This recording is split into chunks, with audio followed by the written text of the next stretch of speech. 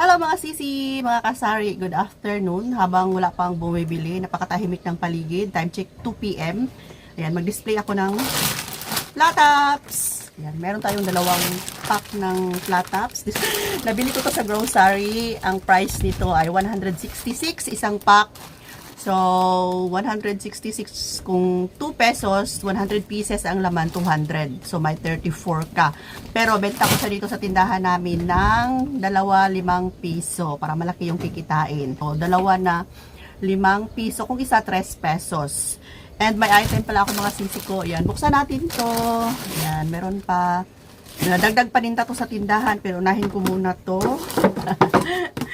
Lipat ko muna to. Ito yung dati kong nabili, last delivery nila, last order ko pala. Lipat ko siya dito. Tapos ito yung nakalagay dito sa harapan mismo ng tindahan. Yan. Ito yung nakalagay dyan sa harapan. Tapos ito siya naman nakalagay doon sa may mga gamis. Doon sa may mga gamis. Ayan. Parang may natamaan si Kuya Dave dito na tamaan niya ng cutter. Ito na lang yung unahin natin. Benta ko dito. Kung may stock ito sa grocery, mga sisi ko, kuha talaga ako kasi napakabilis ko. Minsan mag-out of stock ko. Kaya pag may stock, mag-ano na ako, order na kaagad ako.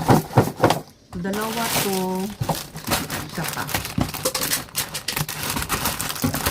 Kasya naman itong siguro dito.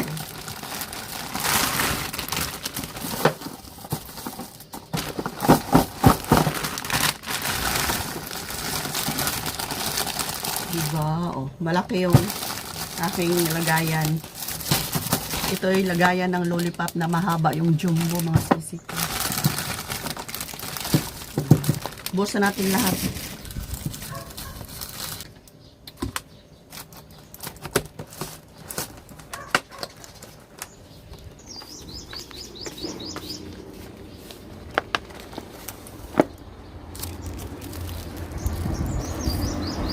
Yan, dito siya makalagay mga sisi ko. Diba? Yan, sa may mga gamis. Yan. Tapos, itong isa, dito natin ilagay. Para pag may bibili dito sa harapan, yan, kita din nila yung ating chocolate. Tapos, meron tayo dito. Oh, diba, mga sisi? Nakalagay dyan. Yan. Okay. Magbubukas na tayo ng item. Ito'y gummy. Gummy to mga sisi ko, pero sa ibang shop. Ngayon lang ako nag-try dito sa store na to. Tingnan ko. Hindi siya nakalagay sa box or nilagyan ng cartoon. Nakaano lang siya, bubble wrap. Tingnan natin kung okay ba yung gamis. Kasi para siyang bola ba, na pwede siyang tapon-tapon. Tapos baka ang tawag niyan, magdikit-dikit yung laman sa loob.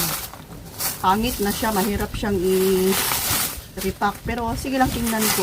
Maglagay ako ng product sa baba mga sisi ko. Depende na sa inyo kung gusto nyo mag-order. Tapos itong isa, open din natin. Ito yung school supplies.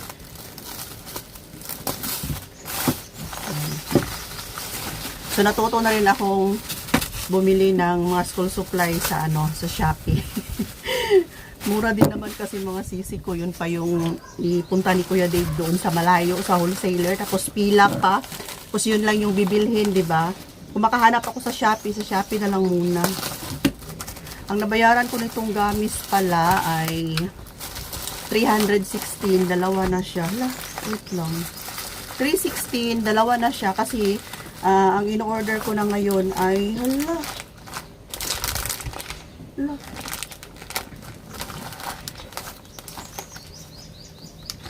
mali naman tong binigay sa akin. Hala, mga sisi ko. OMG, mali yung binigay sa akin. Hala, pangit tong store na to. Hindi naman ito yung order ko ba? Hala. Wait lang. Hindi ito yung order ko mga sisi ko. Ang order ko sa kanila ay grabe naman sila. Uy, basta hindi lagi trusted lagi na durog pa talaga. Paano ko ito mabenta? Ay, Diyos ko.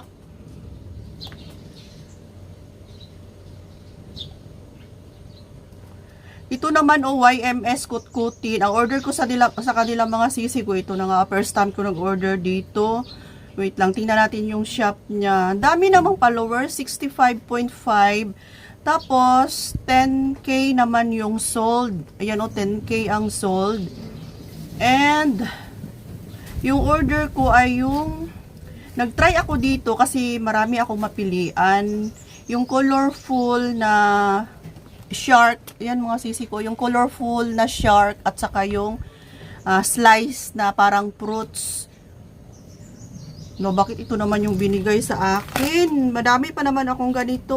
Okay naman siya kasi mabenta naman to sa tindahan ko, pero hindi ito yung ine-expect ko na ito yung i-deliver sa akin mga sisi ko.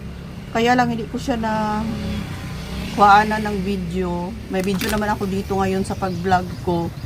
Pero sa actual talaga na pag-open ko, hindi ko siya nakunan. Hindi kasi siya kita kanina. I-ano ko to mga sisi ko. Sige na lang. Sige na lang. Di ako maglagay ng link nito. Ang pangit. Mali yung binigay nila sa akin. Oh. Tapos 316 yung nabayaran ko. Ay naku. Mali yung ano nila. Yan, hayaan mo na natin yan. Mamaya ko na lang yan Tapos ito, mahaba. Bakit ito naman yung pinadala sa akin? Hindi naman ito yung order ko. Kapag ganito kasi mga sisi ko, hindi ako nag-order ng nakaganito. Yung nakalagay talaga sa plastic or parang sa box ba. Kasi pag ganito, may tendency siya na madurog or mapunit. Hindi ako nag-order ng ganito na nakalagay sa plastic. Pero ito, tapos iba pa talaga yung isa. Payat siya na mahaba. Iwan ko lang kung kikita ba kaya ako nito. Nasa 60 siguro ang isa. 6 times 4. Ay, hindi, 80. Kasi 300 mga sisi ko yung nabayaran ko. So, 75 pala. Nasa 70 plus ang isang ganito. Tapos 70 plus ang isang ganito. O baka na, imposible naman magkamali sila. Diba dapat i-double check. First time nangyari to. Sige lang. Ito na yung i-ano ko, i-open next. Kanina hindi ko lang nakuha ng video ba. Kung iso sa uli ko to mga sisi ko. Ang try kong gawa ng paraan. Itong pangalawa lang, cute na naman to. Pang ano ng oil. I-add ko lang to. So maglagay, itong Sagami, hindi ako maglagay ng link kasi pangit siya. Na-disappoint ako. Itong school supplies. Ayan, so ito yung hairpin mga sisi ko. Ayan ganito siya. Ang dami. Kasi dito sa wholesaler, sa binibilhan namin ni Kuya Dave, ay nakaripak na siya, nakaripak na. Tapos ito dito, nakabox ang dami niya. Lagi kami nauubusan nito. So ang price lang naman nito ay hairpin, 149 lang. Ayan, 149. Kung mabenta sa inyo ang hairpin, mas maganda kung ganito yung bibilhin natin kaysa nakaripak na. Ayan, isang box siya. Tapos gunting, kasi naubusan na kami ng gunting. Yan, same lang naman sa wholesaler kung saan kami namimili. So kayo na lang bahala pumili ng mga item. Basta itong school supplies, ilagay ko yung link. Yan. And scotch tape na maliit. Kasi yung ibang mga kabataan naghahanap ng mga maliliit lang. Meron din akong maibigay sa kanila. Tapos ito, yung eraser 159. Ito yung gusto kong i-order at gusto kong makita ngayon kung totoo ba yung sabi sa sabi sa review na jumbo. Yan, kasi mga nabili ko dito sa wholesaler ay yung mga eraser na napakaliit. Napakaliit. Pero ito mga sisi ko, ang laki niya. Totoo pala talaga. 4B quality. 30 pieces pala mga sisi ko.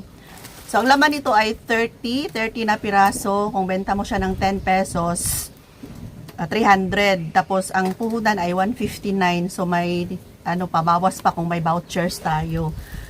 Yan, jumbo talaga siya mga sisi ko. Malaki siya, Malaki siya as in, Parang jumbo na siya na eraser. Maganda to. Pag maubos na yung mga eraser ko, ito na yung bibilhin ko. Kasi ito yung gusto ng mga kabataan. Malaki siya para, madali lang siyang hawak. Tingnan nyo, hinawakan ko. Parang siya, parang ball pen. Ayan, so ito yung nabili namin ni Kuya Dave na eraser sa wholesaler kung saan kami namimili. Napakaliit nito mga sisi ko, yung ano, letter na eraser. Compare natin ha, o, tingnan nyo. Ayan, ganito lang siya. Tapos same lang ang kapal. Tapos mahaba. Tingnan nyo naman. Tapos benta ko siya ng 5 pesos pero gidalawa ko siya kasi napakanipis. O, di ba? Pero singkapal niya na ang isang buong ganito. Ayan, kung gusto nyo magbenta ng eraser na malaki para sa mga kabataan na hindi kaagad mawala. Tapos maganda gamitin kasi mahahawakan. Ayan, order kayo dito kung saan ako bumili. Pero pag mga pangit na item, hindi ako mag-recommend sa inyo. So, malaki yung kikitain. 10 pesos ang isa, 300 almost. Half ang ating kita. O, diba? So, siguro mga sisi, ito lang muna yung vlog natin ngayon kasi parang na-disappoint ako dito sa store na to. Mali yung binigay. Okay, so bye for now mga sisi ko at picturean ko pa to para isend sa kanila na mali yung pinadalang item. I love you all!